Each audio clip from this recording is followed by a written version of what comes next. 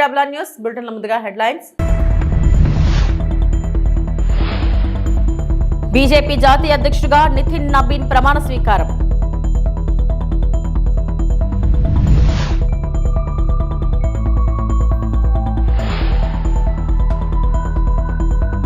UAE ఆర్థిక మంత్రితో CM Chandrababu భేటీ.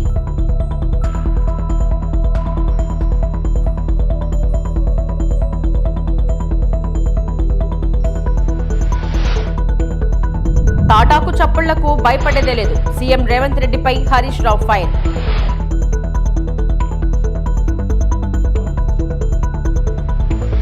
BJP జాతీయ అధ్యక్షుడిగా నితిన్ నబీన్ బాధ్యతలు చేపట్టారు. ఢిల్లీలోని పార్టీ ప్రధాన కార్యాలయంలో ప్రధాని మోడీ సమక్షంలో కమల దళపత్ గా నితిన్ ప్రమాణ స్వీకారం చేశారు. కార్యక్రమానికి బీజేపీ మాజీ జాతీయ అధ్యక్షుడు జేపీ నడ్డా, హోంమంత్రి అమిత్ షాతో పాటు పలువురు కేంద్ర మంత్రులు, పార్టీ ఎంపీలు హాజరయ్యారు. तो जिम्मेदारियां लेते हुए और पूरा चार्ज लेते हुए इस वक्त नितिन नबीन नजर आ रहे हैं, तस्वीरों के माध्यम से आप देख रहे हैं. तो अब भारतीय जनता पार्टी की जो पूरी कमान है वो इस वक्त अब एक युवा के हाथों में आ चुकी है. नितिन नबीन भारतीय जनता पार्टी के 12वें राष्ट्रीय अध्यक्ष के तौर पर अपनी जिम्मेदारियां वो संभाल चुके हैं. हालांकि उनके सामने चुनौतियां भी कई सारी हैं, क्योंकि 2026 में कई राज्यों में विधानसभा के चुनाव हैं. ऐसे में देखना होगा कि किस तरीके से वो इन चुनौतियों का सामना करते हैं.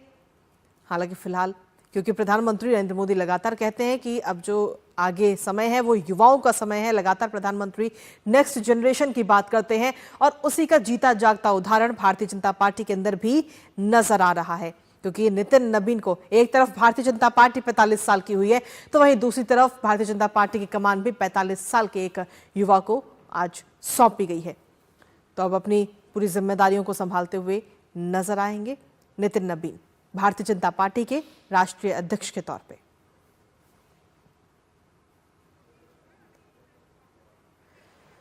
तो बीजेपी मुख्यालय की ये तस्वीरें इस समय हम आपको दिखा रहे हैं, जहां हालांकि इससे पहले पूरा कार्यक्रम हुआ और इस कार्यक्रम के दौरान प्रधानमंत्री नरेंद्र मोदी का भी संबोधन रहा, जहां उन्होंने कहा कि नितिन नबीन उनके बॉस हैं, नए बॉस. और इस बात का कहने का सीधा तात्पर्य अगर हम देखें तो हर किसी को, हर एक कार्यकर्ता को ये मैसेज भी था कि नितिन नबीन के पास में सारी जिम्मेदारियां हैं और उन्हीं को अब बॉस माना जाए.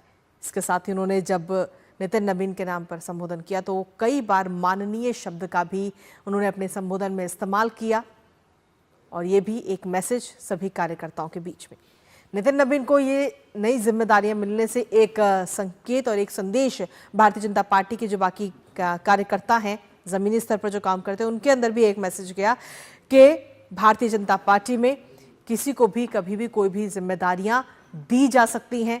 यहां ऐसा नहीं है कि राजा का बेटा ही राजा बनेगा. तो फिलहाल ये तस्वीरें इस वक्त आपको दिखा रहे हैं. हालांकि इससे पहले काफी अच्छा खासा अनुभव राजनीतिक जगत में नितिन नबीन का रहा है और अब देखना होगा कि वो अपने इस अनुभव का किस तरीके से इस्तेमाल आगे आने वाले समय में करते हुए नजर आते हैं. స్విట్జర్లాండ్లోని దావోస్లో జరుగుతున్న ప్రపంచ ఆర్థిక సదస్సుకు వెళ్లిన ఏపీ సీఎం చంద్రబాబు యుఏఈ ఆర్థిక మంత్రి అల్ మర్రీతో భేటీ అయ్యారు. మాల్దీ మోడల్ లాజిస్టిక్ పార్క్ ఏర్పాటు, ఏపీ యుఏఈ మధ్య ఆర్థిక భాగస్వామ్య బలోపేతంపై ఇరువురు నేతలు చర్చించారు. ఈ సందర్భంగా ఏపీ ఫుడ్ ప్రాసెసింగ్ లో యుఏఈతో కలిసి పనిచేసేందుకు అంగీకారం కుదిరింది. యుఏఈకి చెందిన 40 సంస్థలు ఏపీలో ఏర్పాటుకు తోడ్పాటు అందిస్తామని అల్ మర్రీ పేర్కొన్నారు. ఆహార భద్రత, లాజిస్టిక్స్, పోర్ట్ ఆధారిత పరిశ్రమల్లో పెట్టుబడుల అవకాశాలపై చర్చ జరిగింది. పునరుత్పాదక శక్తి, పట్టణాభివృద్ధి, మౌలిక వసతుల రంగాల్లో పెట్టుబడుల అవకాశాలపై ఇరువురు చర్చించారు.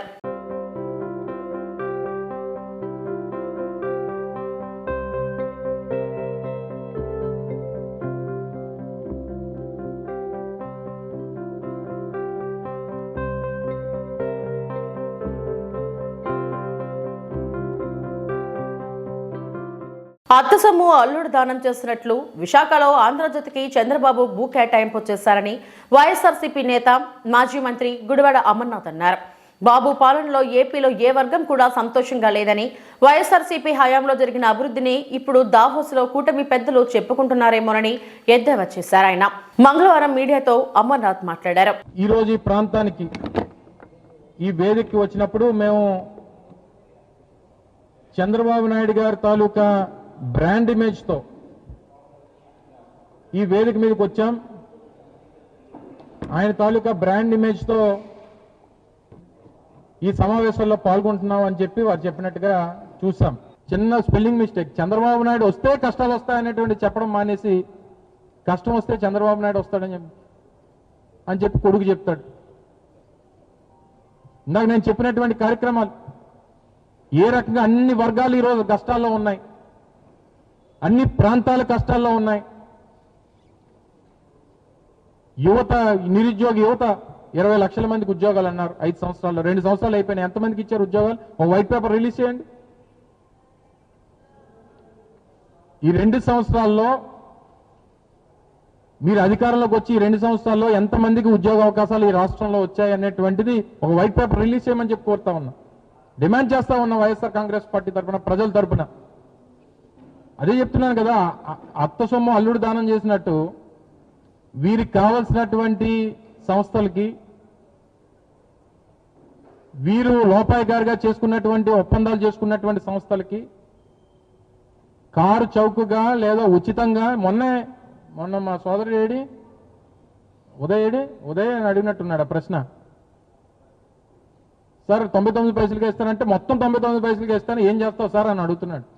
అంటే ఎవరి సొమ్ము అది? అదేమి ఈరోజు రాష్ట్ర ప్రభుత్వంలోకి చంద్రబాబు నాయుడు గారు రాష్ట్ర ప్రభుత్వంలో ముఖ్యమంత్రిగా ఉంటే చంద్రబాబు నాయుడు గారికి ఈ రాష్ట్రంలో ఆస్తులన్నీ రాసిచ్చేసినట్టు కాదు, లేదా చంద్రబాబు నాయుడు గారి కొడుక్కి ఆ ఆస్తులన్నీ రాసిచ్చినట్టు కాదు. ఆయన ఎవరికి కావాలంటే వారికి దానం చేసుకోవడానికి. అది రాష్ట్ర ప్రజల తాలూకు సొత్తు. ఈ రాష్ట్రం ఈ పబ్లిక్ ప్రాపర్టీ. అది దానికి కస్టోడియన్గా ఉండాల్సినటువంటి అవసరం ఉంది.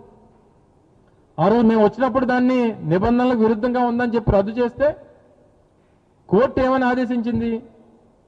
నిబంధనలు ఏ రకంగా ఉంటే ఆ రకంగా దాన్ని అలొకేషన్ చేయండి అని చెప్పించింది. దాన్ని పాటించకుండా మన సొంత సంస్థ కాబట్టి మనం ఇచ్చేస్తామనంటే ఇచ్చేస్తే వాళ్ళు ఇచ్చేస్తారు, మేము వచ్చినప్పుడు మేము ఏం చేయాలి మేము చేస్తాం. అది మేము గతంలో మేము చెప్పాం కదా. తెలంగాణ సీఎం రేవంత్ రెడ్డి తాటాకు చప్పుళ్లకు భయపడబోమని మాజీ మంత్రి బీఆర్ఎస్ ఎమ్మెల్యే హరీష్ రావు అన్నారు. డైవర్షన్ పాలిటిక్స్ లో భాగంగానే ఫోన్ ట్యాపింగ్ కేసులో తనకు సిట్ నోటీసులు ఇచ్చారని, సీఎం ఆడుతున్న సిల్లీ డ్రామా ఇది అని వ్యాఖ్యానించారు. సిట్ విచారణకు హాజరయ్యే ముందు కోకాపేటలో మాజీ మంత్రి కేటీఆర్ పార్టీ నేతలతో కలిసి మీడియాతో ఆయన మాట్లాడారు. ఈ దండుపాలెం ముఠా రేవంత్ రెడ్డి కేబినెట్ ఏ రకంగా వాటాలు పంచుకోవడంలో తన్నుకుంటున్నారో అన్ని విషయాలు బయటపెట్టాం. అంటే రాబోయేటువంటి మున్సిపల్ ఎన్నికల ముందు వీళ్ళ అవినీతి బయటపడుతుందని, వీళ్ళ అవినీతి బట్టబయలైతుందని, వీళ్ళ బండారం బయటపడ్డదని ఒక డైవర్షన్ టాక్టిక్స్ కు ఇవాళ రేవంత్ రెడ్డి గారు మాకు నోటీస్ ఇచ్చారు. సరే, ఈ నోటీసులు మాకు కొత్త కాదు. తెలంగాణ ఉద్యమంలో ఆనాటి సమైక్యవాద ప్రభుత్వాలు ఎన్ని కేసులు పెట్టినా, ఎన్ని మా మీద రకరకాల ఇబ్బందులు పెట్టినా కేసీఆర్ గారి నాయకత్వంలో మేము పోరాడినటువంటి ఒక కార్యకర్తలం, ఉద్యమకారులం.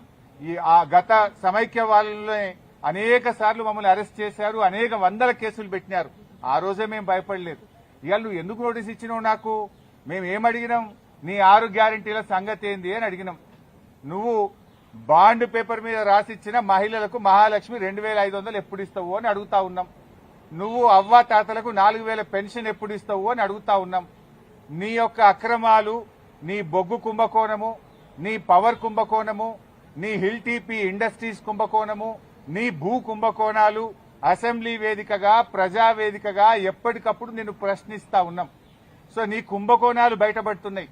నీ వాటాల పంచాయతీలు స్వయంగా మంత్రులే ఒకరి మీద ఒకరు బయటపెట్టుకుంటుంటే నీ పరువు పోతుందని, నీ వాటాల విషయం ప్రజలకు అర్థమవుతుందని డైవర్షన్ కోసం ఈ నోటీసులు ఇస్తున్నావు. మాకు తెలియదా? కృష్ణా నీళ్లను ఆంధ్రాకి అప్పచెప్తున్నావు. అదేవిధంగా గోదావరి నీళ్లను ఇవాళ చంద్రబాబు నాయుడు గారి ప్రభుత్వం, ఆంధ్రప్రదేశ్ ప్రభుత్వం గోదావరి నీళ్లను మళ్లించి మరి బనకచెర్లకు, నల్లమల్ల సాగర్ తీసుకుపోతుంటే నీ చేతగాని తనాన్ని ఎప్పటికప్పుడు నిలదీసింది బీఆర్ఎస్ పార్టీ, ప్రశ్నించింది బీఆర్ఎస్ పార్టీ. నీ యొక్క బండారాన్ని బయటపెట్టింది బీఆర్ఎస్ పార్టీ. సో నువ్వు అచేతనం అయిపోయినావు. నీదంతా బయటపడిపోతా ఉంది కనుక ఈ డైవర్షన్ టాక్టిక్స్ చేస్తున్నావు. మాకు తెలియదా? నువ్వు ఎన్నికలకు ఈ డ్రామాలు ఆడుతుంటావు. పంచాయతీ ఎన్నికల ముందు అప్పుడేమో మా కేటీఆర్ గారికి నోటీస్ ఇస్తావు. ఫోన్ ట్యాపింగ్ కేసులో సిట్ విచారణపై కేటీఆర్ స్పందించారు. ఇది సిట్ విచారణ కాదని పిచ్చి విచారణ అని వ్యాఖ్యానించారు. సిట్ విచారణకు మాజీ మంత్రి హరీష్ రావు హాజరైన నేపథ్యంలో తెలంగాణ భవన్లో మీడియాతో ఆయన మాట్లాడారు. న్యాయం కోసం హైకోర్టు నుంచి సుప్రీంకోర్టు వరకైనా వెళ్తామన్నారు. కాంగ్రెస్ పార్టీ మోసపూరిత హామీలు ఇచ్చి అధికారంలోకి వచ్చిందన్నారు. హామీలు నెరవేర్చలేక నిలదీసిన వారిపై కేసును నమోదు చేస్తుందని విమర్శించారు. సింగరేణి టెండర్ల కుంభకోణంలో అసలు సూత్రధారి సీఎం బావమర్ది సృజన్ రెడ్డి అని కేటీఆర్ ఆరోపించారు. ఈ వ్యవహారంలో సిట్టింగ్ జడ్జితో విచారణ జరిపించాలని డిమాండ్ చేశారు. సిట్టు విచారణ కాదు, ఇది చిట్టి విచారణ. చిట్టినాయుడు గారు నడిపిస్తున్న ఒక పనికిమాలిన విచారణ తప్ప, ఓ లొట్టపీసు కేసులో ఇంకో పనికిమాలిన చిట్టి విచారణ తప్ప సిట్టు లేదు, తిట్టు లేదు. ఆడ ఏమి లేదు. 2 ఏళ్ల నుంచి బోగస్ కథనాలు, ముఖ్యమంత్రి కార్యాలయంలో వండి వడ్డించి వార్చే పనికిమాలిన స్టోరీలు, ఒక్కటి కూడా రాష్ట్ర ప్రజలకు పనికొచ్చే కథనం లేదు. పనికిమాలిన స్టోరీలతో 2 ఏళ్ళు టైంపాస్ చేస్తూ ఉన్నాడు. నేను అడుగుతా ఉన్నా ఆయనని, రేవంత్ రెడ్డిని, 1 కాదు 2 కాదు, ఇంకో 1000 వేసుకో. నీ సిట్టులు చిట్టీలు ఇంకో 1000 వేసుకో, ఏం ఫరక్ పడదు. మేం మాత్రం నీ కొద్దిగా ఉంటే కొన్ని రోజులు శునకానందం ఉంటుంది, కానీ మేం మాత్రం నేను వదిలిపెట్టం. బీఆర్ఎస్ ఇవాళ తెలంగాణ ప్రజల గొంతుక, ప్రధాన ప్రతిపక్ష పార్టీ. మీరు ఎన్నికల్లో ఆనాడు మమ్మల్ని ఓడించడానికి అడ్డమైన మాటలు చెప్పి, అడ్డగోలు హామీలు ఇచ్చి, అందమైన అబద్ధాలను 6 గ్యారంటీ కార్డుల రూపంలో ప్రచురించి ఆ రోజు ప్రజలను ఏదైతే బురిడి కొట్టించినారో, మేము ప్రజల తరపున గట్టిగా మాట్లాడుతున్నాం అనేది నీ బాధ. ఇవాళ ఎట్లా ఉన్నదంటే నీ వ్యవహారం, రేవంత్ రెడ్డి గారు, అదృష్టం అందలం ఎక్కిస్తే బుద్ధి మాత్రం ఇంకా బురదలనే ఉన్నది రేవంత్ రెడ్డి. బడుగు బలహీన వర్గాలపై వైసీపీ నాయకులు హత్య రాజకీయాలను తీవ్రంగా ఖండించిన ఆంధ్రప్రదేశ్ రాష్ట్ర Veerashaiva Lingayat welfare and development corporation chairperson Swapna. ఆమె మీడియాతో మాట్లాడుతూ, సంక్రాంతి పండుగను రాష్ట్ర వ్యాప్తంగా ప్రజలందరూ ఆనందోత్సాహాల మధ్య జరుపుకుంటుంటే వైసీపీ నేతలు మాత్రం ప్రశాంత వాతావరణాన్ని చెడగొట్టి ప్రజలను భయభ్రాంతులను గురి చేసేందుకు హత్య రాజకీయాలకు పాల్పడ్డారన్నారు. తుని నియోజకవర్గం కోటనందూరు మండలం అల్లిపూడి గ్రామానికి చెందిన టీడీపీ నాయకుడు బీసీ నేత లాలం బంగారయ్యను వైసీపీ నేతలు అతి కిరాతకంగా హతమార్చారు. వైసీపీ నేతలు అధికారం కోల్పోయామని జీర్ణించుకోలేక అలజడులు సృష్టించే కుట్ర చేస్తున్నారు. రప్పా రప్పా అంటూ పిలుపునిచ్చి దాడులకు ప్రోత్సహించారు. వైసీపీ హయాంలో సొంత జిల్లా అయినటువంటి ప్రొద్దుటూరులో చేనేత వర్గానికి చెందిన నందన్ సుబ్బయ్యను రోడ్డు మీద అతి కిరాతకంగా హత్య చేశారు. అమర్నాథ్ గౌడ్ ని పెట్రోల్ పోసి నిప్పండించారు. పల్నాడులో జల్గయ్య యాదవ్, తోట చంద్రయ్య లాంటి వందలాది మంది బీసీలను హత్య చేశారని ఆమె ఆవేదన వ్యక్తం చేశారు. ఆంధ్ర రాష్ట్రాన్ని అభివృద్ధి సంక్షేమం వైపు ముందుకు తీసుకెళ్తున్నారు. ఎంతో ఆహ్లాదకరమైన వాతావరణం, సంక్రాంతి పండుగ అంటేనే ఎంతో కోలాహలంగా ఆనందకరంగా జరుపుకునే పండుగ. ఆ పండుగ నందు ప్రజలను భయభ్రాంతులను గురి చేసే విధంగా వైసీపీ నేతలు హత్యా రాజకీయాలకు పాల్పడ్డారు. ఎందుకు ఇలా అంటున్నానంటే, పండగ రోజు తుని నియోజకవర్గానికి చెందిన టీడీపీ నాయకులు బీసీ నేత అయినటువంటి లాలం బంగారయ్యను అతి కిరాతకంగా హతమార్చారు.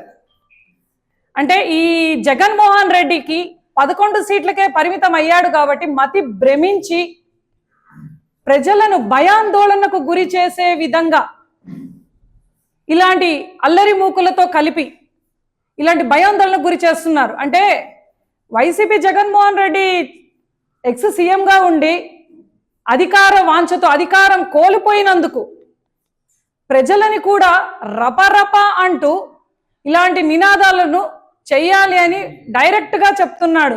ఇది ఎంతవరకు సమంజసం? రిజర్వాయర్తో రైతులకు తీవ్ర నష్టం. రైతులకు మద్దతుగా గట్టు యాదవ్. వనపర్తి జిల్లా ఏతుల మండలంలో గొల్లపల్లి చీరకపల్లి రిజర్వాయర్తో రైతులకు తీవ్ర నష్టం. రైతులకు మద్దతు పలికిన జిల్లా అధ్యక్షుడు గట్టు యాదవ్. నెత్తి మీద 1,00,000 ఎకరాలకు సాగునీళ్లు అందించే ఏదుల రిజర్వాయర్ ఉండగా ఎవరి కమిషన్ల కోసం గొల్లపల్లి చీరకపల్లి రిజర్వాయర్ నిర్మాణం చేపడుతున్నారని గట్టు యాదవ్ ఘాటుగా విమర్శించారు. రైతులకు తీవ్ర నష్టం చేస్తున్న నిర్మాణాన్ని ప్రజల తరపున ఆదుకుంటామని అన్నారు. ముఖ్యమంత్రి బామ్మర్దికి కాంట్రాక్ట్ కట్టబెట్టి కమిషన్లు దొబ్బడానికి ఎమ్మెల్యే కుట్ర పన్నుతున్నారని దీన్ని తిప్పికొడతామని అన్నారు. ఇక్కడ చాలా వాళ్ళు వస్తున్నారు, పోతున్నారు. గొల్లపల్లి రిజర్వాయర్, గొల్లపల్లి చిరకపల్లి రిజర్వాయర్ అనే అంశం వచ్చే వరకు కేవలం బీఆర్ఎస్ నాయకులు మాత్రమే చేస్తున్నారని మాత్రమే ప్రతిపాదిస్తున్నారు. కానీ మా మీద నింద. ఇక్కడ ప్రతి ఒక్కరు కూర్చునే వాళ్ళు రైతులు, వాళ్ళకు భూములు ఉన్నాయా లేవా తెలుసుకోకుండా మాట్లాడుతున్నారు. మా ఆవేదనకు గురవుతున్నారు. కాబట్టి గొల్లపల్లి రిజర్వాయర్ కట్టాలన్న మీకు అంత ఆదాయం ఉంది, అంత డబ్బు ఉంది అనే ఆలోచన వచ్చింది. చూడండి D8 లో MJ1 కాలువను గతంలో సతీష్ రెడ్డి గారు మీరు నిన్న చాలా ప్రగల్భాలు పలికిర్రు. MJ1 కాలువను గుత్తదారుగా తీసుకొని ఆనాడు నాకు చేతగాదని వదిలేసిన నీవు ఆ రోజు గొల్లపల్లి చిరకపల్లి చెన్నారానికి నీళ్లు ఇవ్వడానికి చేతగాని నీవు ఈ రోజు మాట్లాడుతున్నదే గొల్లపల్లిలో అనుభవం ఉంది, మేము రిజర్వాయర్ కడతాం, మా వనపర్తి ప్రాంతానికి నీళ్లు ఇస్తామని మాట్లాడుతున్నావు. చూడు ఈ అంత చేతగాని దద్దమ్మ నేను ఈ రోజు వరకు చూడలేదు. అయ్యా మేఘారెడ్డి గారు మీరు కూడా కాంట్రాక్టర్ గా గణపురం మండలానికి రాజకీయాలను తవ్వడానికి గుద్దగారుగా ఉన్నారు కదా, ఆ రోజు వనపర్తి ప్రాంతానికి నీళ్లు రాలేదా? ఈ రోజు మన రైల్వే రిజర్వాయర్ నుంచి నీళ్లు తీసుకుపోవడానికి నీ చేత కావట్లేదా? లేదు నీకు ఆదాయం లేకనా? నీకు ఆదాయమే కావాలనుకుంటే చాలా పనులు ఉన్నాయి, చాలా వ్యవస్థ చేయొచ్చు. కానీ మా రైతుల కోసం మేము తెలుసు, మా రైతులకు కేవలం D8 D5 మీద అది కాంట్రాక్టర్లకు మాకేం తెలుసు. తెగినా పోయినాయి అక్కడ 3 ఊర్లు పోయినాయి, కీరపల్లి, రాయపాట్ల, కుంకరపల్లి, ఏళ్ళ. అయితే ఆ నుండి 150 మంది వచ్చి కొన్నాం కీరపల్లి. ఈ నుండి కూడా వెళ్తే ఇంకా గొల్లపల్లి దూరం ఇస్తారట, ఇంకా దుడ్లు ఇస్తాము, భూములు తీసుకుంటాం, కానీ ఇక్కడ అయితే వద్దు. తిరుమల శ్రీవారిని సినీ ప్రముఖులు నవీన్ పోలిశెట్టి, మీనాక్షి చౌదరి దర్శించుకున్నారు. మంగళవారం VIP ప్రారంభ విరామ దర్శన సమయంలో వారు స్వామివారి సేవలో పాల్గొన్నారు. దర్శనం అనంతరం రంగనాయకుల మండపంలో పండితులు శ్రీవారి ఆశీర్వచనం చేసి స్వామివారి తీర్థ ప్రసాదాలను అందజేశారు. ఈ సంక్రాంతికి పెద్ద సినిమాలతో పాటు విడుదలైన అనగనగా ఒకరాజు చిత్రానికి ప్రేక్షకుల నుంచి మంచి స్పందన వస్తుందని నవీన్ తెలిపారు. ఈ సినిమాలో నవీన్, మీనాక్షి జంటగా నటించిన విషయం తెలిసిందే. అనగనగా ఒక రాజు అని మా సినిమా విడుదలయ్యి పెద్ద సినిమాలతో విడుదలయ్యి అద్భుతమైన టాక్తో యునానిమస్ సంక్రాంతి బ్లాక్ బస్టర్గా సూపర్ హిట్ అనే వర్డిక్ట్ ఇచ్చారు ఆడియన్స్. సో మా అందరికీ గత 4 రోజులుగా మేము అందరం చాలా సంతోషంగా ఉన్నాం, చాలా ఎమోషనల్గా ఉన్నాం. ఇటువంటి ఒక ఆనందం కేవలం ప్రజలు, ప్రేక్షక దేవుళ్ళు వాళ్ళు వచ్చి సినిమా చూడడం తప్పితే ఇలాంటిది సాధ్యమే కాదు. సో ఇంత పెద్ద సక్సెస్, ఇది మామూలు సక్సెస్ కాదు. మా సినిమాలో డైలాగ్ ఉన్నట్టు అటు 7 తరాలు ఇటు 7 తరాలు గుర్తుండిపోయే సక్సెస్. సో ఇలాంటి సక్సెస్ కేవలం మా హార్డ్ వర్క్ వల్ల అయితే రాదు. అది ఎందుకంటే అందరూ టాలెంటెడే, అందరూ కష్టపడతాం. దీనికి ఒక డివైన్ ఫోర్స్, దీనికి ఒక ఆ స్వామివారి ఆశీస్సులు, స్వామివారి బ్లెస్సింగ్స్ ఉంటే కానీ ఇలాంటిది రాదని నేను ఖచ్చితంగా నమ్ముతాను. సో అందుకే మేమందరం ఈ సక్సెస్ని స్వామివారికి కృతజ్ఞతా భావంతో తిరుపతికి దర్శనం చేసుకుందామని వచ్చాం. నిన్న సాయంత్రం తిరుపతిలో దిగాము. నిన్న ఫస్ట్ యాక్చువల్లీ థియేటర్స్కి వెళ్ళాం. తిరుపతిలో థియేటర్స్లో రెస్పాన్స్ చూసి మాకు అసలు నమ్మబుద్ధి కాలేదు. థియేటర్స్ అంతా మొత్తం ఇలా ఊగిపోతున్నాయి నవ్వులతో. నిన్న వీక్ డే కావడంతో మేము తక్కువ ఆడియన్స్ ఉంటారేమో అని వెళ్ళాం, కానీ వీక్ డే నాడు కూడా కంప్లీట్ ఫుల్స్ ఉన్నాయి ప్రతి చోట అనగనగా ఒక రాజుకి. సో ఇంత సక్సెస్ని, ఇంత ఆనందాన్ని పంచడానికి మాకు అవకాశం ఇచ్చినందుకు ఆ స్వామివారికి, అమ్మవారికి కృతజ్ఞతలు చెప్పుకుందామని మేము అందరం వచ్చాము. చాలా బాగా జరిగింది దర్శనం. జస్ట్ ఇప్పుడే మేము దర్శన్ వచ్చాక ఇక్కడికి వచ్చాను అండ్ చాలా బాగా జరిగింది దర్శన్. తిరుపతి, తిరుమల వెంకటేశ్వర స్వామి నా మోస్ట్ ఫేవరెట్ స్వామి అండ్ అది మన సక్సెస్ సెలబ్రేట్ చేశాక వీ కమ్ హియర్, అది బ్లెస్సింగ్స్ కోసం.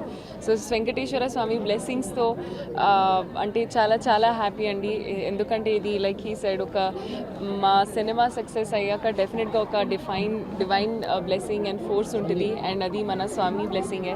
సో చాలా హ్యాపీ, చాలా సంతోషం. మా టీం అందరూ ఇక్కడికి వచ్చాము బ్లెస్సింగ్స్ కోసం అండ్ మీ అందరూ. అనంతపురం నగరానికి చెందిన మహిళలు జాగ్రత్తగా ఉండండి. నగరంలో దండుపాలెం బ్యాచ్ హల్చల్ చేస్తుంది. నగరంలో తెలుగుదేశం పార్టీ కూటమి ప్రభుత్వం అధికారంలోకి వచ్చినప్పటి నుంచి ఎవరి భూమి కబ్జా అవుతుందో, ఎవరి మాన ప్రాణాలు దోచుకుంటారో అర్థం కాని పరిస్థితి నెలకొందని, దీంతో వారి ఆస్తులు రక్షించుకునేందుకు వారే సొంతంగా ప్రతి నెలా తమ ఆస్తుల వివరాలకు సంబంధించి ఎప్పటికప్పుడు చెక్ చేసుకోవాలని వైఎస్ఆర్ కాంగ్రెస్ పార్టీ మహిళా విభాగం జిల్లా అధ్యక్షురాలు శ్రీదేవి స్పష్టం చేశారు. ఈ సందర్భంగా నగరంలోని వైఎస్ఆర్ కాంగ్రెస్ పార్టీ జిల్లా కార్యాలయంలో ఆమె మీడియా సమావేశాన్ని నిర్వహించి వివరాలను వెల్లడించారు. నగరంలో దండుపాలెం బ్యాచ్ నిత్యం ప్రజలను దోచుకునే పరిస్థితి నెలకొందని, నగరానికి చెందిన మహిళలు వాకింగ్ వెళ్లేవారు కూడా అత్యంత అప్రమత్తంగా ఉండాలని వారు స్పష్టం చేశారు. అనంతపురం నగరంలో దండుపాలెం అనే బ్యాచ్ ఒకటి వచ్చింది. ఆ బ్యాచ్ ఏ రోజు ఏ ఇంటి మీద పడుతుందో, ఎవరి భూములు కబ్జా అవుతాయో, ఎవరి ధన మాన ప్రాణాలు దోపిడీ అవుతాయో తెలియకుండా ఉంది. దయచేసి ప్రతి ఒక్కరూ కూడా జాగ్రత్తగా ఉండాలని మా మనవి. అదేవిధంగా కాస్తో కూస్తో స్థిరాస్తులు ఉన్న వాళ్ళైతే ప్రతి నెల ఆన్లైన్లోనో లేకుంటే రిజిస్టర్ ఆఫీస్కి వెళ్ళో మీ భూములు మీ ఆస్తులు సక్రమంగా ఉన్నాయో లేదో, మీ పేర్లతో ఉన్నాయో లేదో చెక్ చేసుకోవాలని చెప్పి మా మనవి. అదేవిధంగా వాకింగ్ వెళ్లే మహిళలు కావచ్చు, బయటకు ఏదైనా పని నిమిత్తం వెళ్లే మహిళలు కావచ్చు, మీ బంగారం ఏదైనా ఉంటే కొంగు కప్పుకొని వెళ్ళాలి అని కూడా విజ్ఞప్తి. ఇదంతా మరి గౌరవ పోలీసు వారు సూచిస్తున్నారో లేదో తెలియడం లేదు, కానీ మేమైతే విజ్ఞప్తి చేస్తున్నాం ప్రజలందరికీ.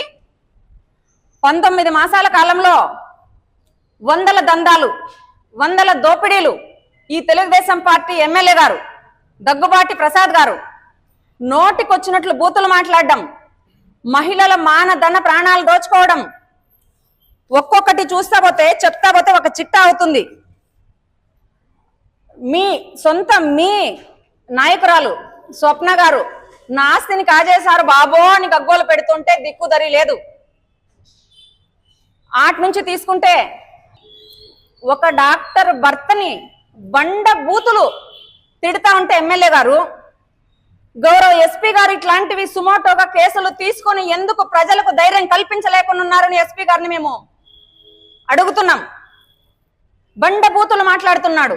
అదే బూతులు తిరిగి ఆ అబ్బాయి మిమ్మల్ని మాట్లాడింటే మీరు తల ఎక్కడ పెట్టుకుంటారు దగ్గుబాటి ప్రసాద్ గారు అని అడుగుతున్నాం. అదే బూతులు అమ్మాయి మిమ్మల్ని మాట్లాడింటే ఎక్కడ పెట్టుకుంటారు? వాళ్ళ భార్యని అంటున్నారు, మీ భార్యని అన్నారా? ఆడవాళ్ళు ఎవరైనా ఆడవాళ్లే కదా. మీకు అసలు ఎమ్మెల్యే పదవి ఇచ్చిన లోకేష్ బాబు గారు, చంద్రబాబు గారు ఏం చేస్తున్నారో తెలియదు, కానీ ఎంతసేపు దేనా కానా అని వాళ్ళు ఎవరైతే డబ్బు ఇచ్చారో వాళ్ళకు మీరు ఎమ్మెల్యే పదవులు అప్పనంగా అప్పగించేసి ఏనాడు మీరు ఏమి కాంట్రిబ్యూట్ చేశారు అనంతపురానికి ఎమ్మెల్యే గారు అని అడుగుతున్నాం. ఎమ్మెల్యే గారిని మీరు ఏం చేసింటే ఎమ్మెల్యే అయ్యారు? ఈ రోజు ప్రజలు మీకు ఒక మంచి అవకాశం ఇస్తే ప్రజలను ప్రతిరోజు బాధ పెట్టడం, బాధించడం, ఏడ్పించడం, చిన్న తట్ట వ్యాపారం చేసుకునే మహిళ నుంచి పెద్ద వ్యాపారాలు చేసుకునే వాళ్ళ వరకు దందాలు, వసూళ్లు, అక్రమాలు, దుర్మార్గాలు పెచ్చిమీరిపోతున్నాయి అనంతపురం నగరంలో. ప్రజలందరూ భద్రంగా జాగ్రత్తగా ఉండాలని మేము తెలియజేస్తున్నాం. ఈ ముస్లిం మహిళా డాక్టర్ని అన్ని మాటలు మాట్లాడితే సుమోటోగా కేసు ఎందుకు తీసుకోలేదు? ఈ ఎమ్మెల్యే గారి మీద ఎందుకు కేసు కట్టలేదు? ఎమ్మెల్యే గారికి నిజంగానే నిబద్ధత ఉంటే స్వయంగా ఎందుకు రాజీనామా చేయలేదని కూడా మేము ప్రశ్నిస్తున్నాం. మహిళలకు వడ్డీ లేని రుణాలు వినియోగించుకోండి. వాకాటి శ్రీహరి. వనపర్తి జిల్లాలో మహిళా శక్తి సంబరాలలో పట్టణంలోని దాచా లక్ష్మయ్య ఫంక్షన్ హాల్లో, పెబ్బేరు పట్టణంలోని సహారా ఫంక్షన్ హాల్లో ఏర్పాటు చేసిన మహిళా స్వయం సహాయక సంఘాలకు 1,75,50,000 రూపాయల వడ్డీ లేని రుణాలను, అదేవిధంగా ఇందిరమ్మ చీరలను పంపిణీ చేసే కార్యక్రమంలో రాష్ట్ర పశుసంవర్ధక శాఖ మంత్రులు వాకిటి శ్రీహరి, రాష్ట్ర ప్రణాళిక సంఘం ఉపాధ్యక్షులు చిన్నారెడ్డి, రాష్ట్ర sports authority chairman Shiva Sena Reddy, Wanaparthy జిల్లా కలెక్టర్ ఆదర్శ సురభి ముఖ్య అతిథులుగా హాజరై మాట్లాడారు. కార్యక్రమంలో వనపర్తి వ్యవసాయ మార్కెట్ యార్డ్ అధ్యక్షులు శ్రీనివాస్ గౌడ్, పిసిసి సభ్యులు శంకర్ ప్రసాద్, వనపర్తి మున్సిపాలిటీ మాజీ చైర్మన్, మాజీ వైస్ చైర్మన్, మాజీ కౌన్సిలర్లు, వనపర్తి పట్టణ కాంగ్రెస్ పార్టీ అధ్యక్ష, జిల్లా యూత్ అధ్యక్షులు, కాంగ్రెస్ పార్టీ నాయకులు, కార్యకర్తలు తదితరులు పాల్గొన్నారు. ఆ సీరలను తూకంతో బయటకు అమ్ముకున్నారు. తూకంతో కొనుక్కొచ్చిన సీరలు సేల్ ఎక్కడ 19 రాకుండా అడ్డం కట్టారు. నిజమా కనుక సేల్ ఎక్కడ జిమ్కలు 19 అడ్డం కట్టారు. ఈ రోజు మా యొక్క కట్టుకునే సీర, మా యొక్క చీర కట్టుకునే సీరకే అందం వచ్చింది. మా యొక్క అందం రాలేదు. అవునా కనుక ఇంత అద్భుతమైన చీరలు ఈ రోజు దాదాపు ఎన్ని 12,000 చీరలు ఈ రోజు వనపర్తి టౌన్ లో 12,000 చీరలు మా అక్కలకు ఇస్తున్నాం అన్నమాట. గర్వంగా చెప్తున్నానక్క. ఈ రోజు చీర కట్టుకున్న మా అక్క, రేపు బస్సులు కొనుక్కుంటున్న మా అక్క, ఆ కొన్న బస్సులు కూడా నువ్వు తల్లిగారింటికి పోతావా, పాలమూరు పోతావా, పట్టకు పోతావా, కొలతానికి పోతావా, బిడ్డదానికి పోతావా, మన్నెకొండ జాతరకి పోతావా, కురుమూరు పోతావా, యాదగిరి గుట్టకు పోతావా, ఏడు గంట పోతా నీ మొగురు దున్నడానికి లేదు, నీ కొడుకు దున్నడానికి లేదు. నీకెప్పుడు ముందుకున్నప్పుడు ఎప్పుడు ముందు రాదక్క. ఇంత గొప్పగా మహిళల పట్ల గౌరవంగా ఆలోచన చేస్తూ ఉంటే దుర్మార్గులు ఏం మాట్లాడుతున్నాక ఫ్రీ బస్ పెట్టమంట, ఆడవాళ్ళకి కొట్లాడ పెట్టమంట. అదే ఆడవాళ్ళని గౌరవించే సంస్కృతి లేదు నీ దగ్గర. నీవు ఆడవాళ్ళ గురించి మాట్లాడే అధికారం నీకెక్కడదని గట్టిగా తెలియజేస్తా ఉన్నాక. మా గౌరవం మా అక్కలు మేము ఇచ్చిన చీర కట్టుకొని మా ముందర మా అక్కలు పోతా ఉంటే మేము తలెత్తుకొని నిలబడాలి. మా అక్కలు ఎట్లా పోతుంది అనుకో చేసుకోవాలి. అంతేగాని మీరు ఇచ్చిన చీరలు పందులతో చిలుకలతో అడ్డం పడ్డే చీరలు కాదని ఒక మాట గుర్తు చేస్తా ఉన్నాక.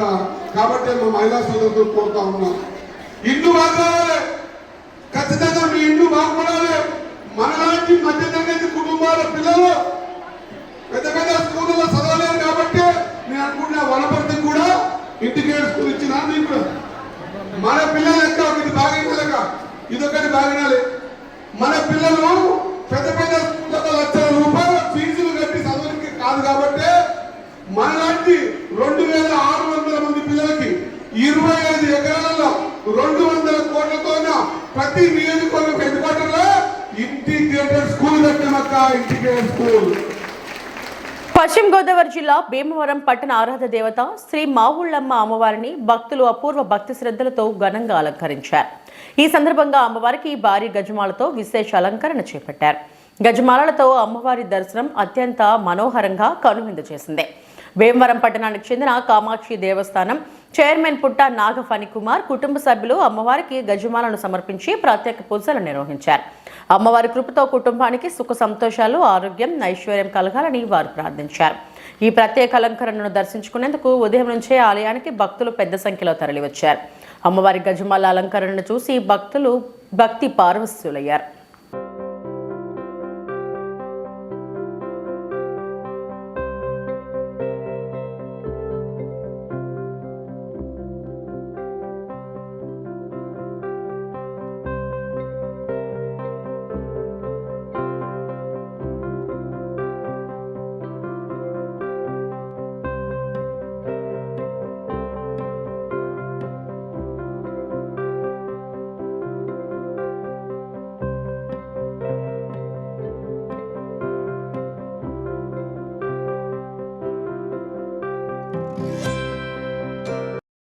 రామచంద్రపురం పరిధిలో అమలవుతున్న పేదల గృహ నిర్మాణ పథకంలో భారీ స్థాయిలో అక్రమాలు జరిగాయని ఎంపీ పిల్లి సుభాష్ చంద్రబోస్ మంగళవారం తీవ్ర ఆరోపణలు చేశారు. పేద లబ్ధిదారుల నుంచి సుమారు 1.22 కోట్ల మేర నిధులు వసూలు చేసి కాంట్రాక్టర్లకు అప్పగించినప్పటికీ ఇప్పటి వరకు ఇళ్ల నిర్మాణం జరగలేదని ఆయన విమర్శించారు. ఈ వ్యవహారంలో పేదల కష్టార్జిత డబ్బులు దుర్వినియోగం అయ్యాయని, ప్రభుత్వ పథకాలను అడ్డం పెట్టుకుని కొందరు అక్రమాలకు పాల్పడుతున్నారని ఆయన మండిపడ్డారు.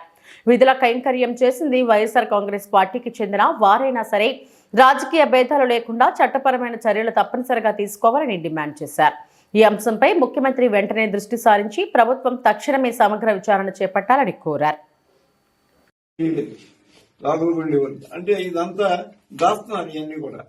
మరి దాయటం గల కారణం ఏమొచ్చింది? ఇది కూడా ఎవరో చెప్తూ తెలిసిందా? మంత్రి గారు ఎవరుంటే అలా వెళ్తారు. ఎవరున్నా మాజీ మంత్రి గారు ఉంటే ఆయనకి ఏమన్నా ఇక్కడ మంత్రి గారు ప్రాతినిధ్యం వహించారు. ఆయన దృష్టి కూడా మరి నేను తీసుకెళ్ళి ఇప్పుడు చేస్తుంది ఆయనకి కూడా. ఇప్పుడు వెళ్తుంది కాబట్టి రేపు చెప్తారు కాబట్టి అలా చెప్పమని తెలుస్తుందో నాకు తెలియదు. ఆయనతో నేనేం మాట్లాడలేదు. మాజీ మంత్రి గారు కూడా తెలిసి ఉండొచ్చు. ఇది ఎందుకు ఊరుకోవాలి? తెలిసి ఇల్లు కట్టుకున్నారని చెప్పేసి ఆరోపణ చేస్తున్నారు. ఎవరైనా చేస్తారు. అదే తేల్చమంటున్నారు. అప్పుడు ఇల్లు కట్టుకున్నారు ఎవరో చెప్తారు. అప్పుడు ఇల్లు కట్టుకునే దానికి సిమెంట్ ఎవరికి లేదు. ఈ సిమెంట్ ఏమైపోయింది? ఈ సిమెంట్ ఎక్కడ వేశారు?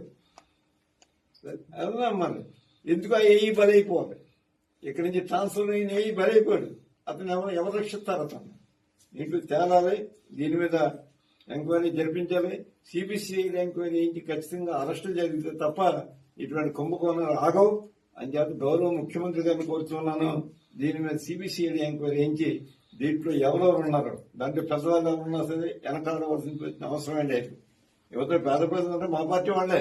వాళ్ళ నాశనం అయితే మాత్రం చూస్తూ ఊరుకోం. దాన్ని ఖచ్చితంగా దాన్ని చేయవలసిందే. ముఖ్యమంత్రుల దాకా వెళ్ళదు ఇది.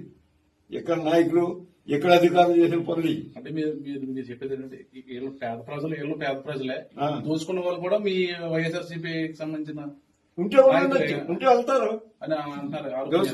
ఉంటే వెళ్తారు. ఎవరైనా ఉంటే వెళ్ళవలసిందే. మమ్మల్ని తినేమనా? మాకు నాయకత్వం ఇక్కడ జగన్మోహన్ రెడ్డి గారు ఇస్తుంటే నేను ఇక్కడ పేదాలను పడి తినేమనా? ఎవరున్నా వెళ్తారు. వాళ్ళు ఇల్లు కట్టాలి కదా, దాని మీద శ్రద్ధ ఉండాలి కదా కనీసం.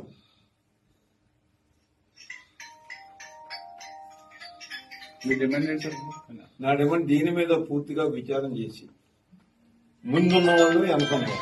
ముందున్న వాళ్ళు అంటే ఎవరైతే చెక్కులు తీసుకున్నారో వాళ్ళు ఇచ్చిన వాళ్ళు, ఎవరైతే దీని వెనకాల నుండి నడిపించిన వాళ్ళు, ఆ సిమెంట్ ఎవరు డ్రా చేసి పట్టుకుపోయిన వాళ్ళు అందరూ కూడా ముద్దాయిలుగా కోర్టులో నిలబడవలసిందే.